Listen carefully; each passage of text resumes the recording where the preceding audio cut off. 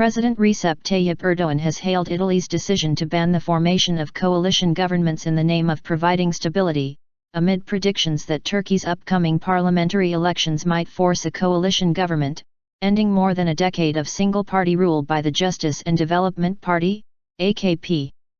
Italy recently passed a law banning coalitions. While the entire world is seeking ways to boost stability, the opposition parties are promising a coalition government.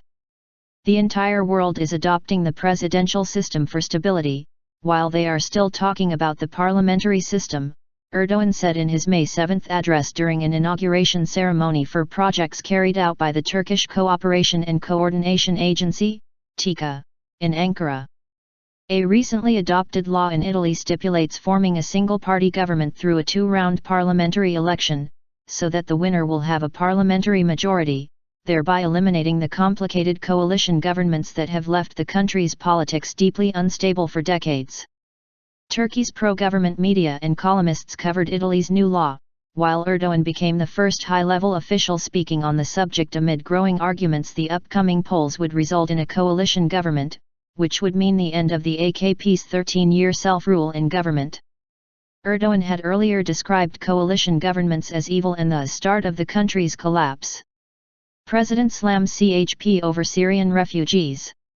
The president also continued his strongly worded criticism of Turkey's opposition parties ahead of the June 7 general election, particularly singling out the main opposition Republican People's Party, CHP, and the People's Democratic Party, HDP.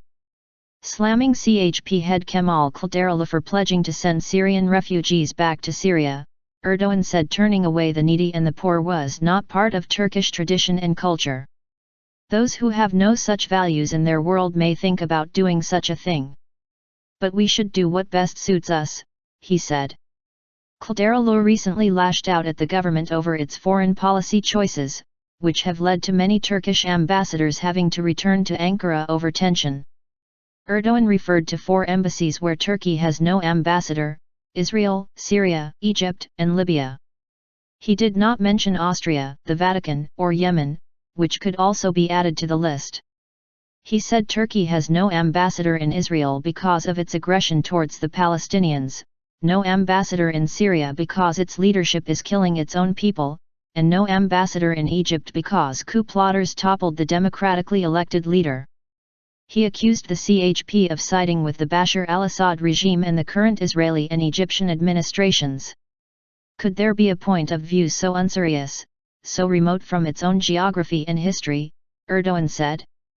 Kılıçdaroğlu thinks about siding with Israel instead of Palestine, siding with al-Assad, and dignifying coup plotters in Egypt, instead of following democracy as a foreign policy.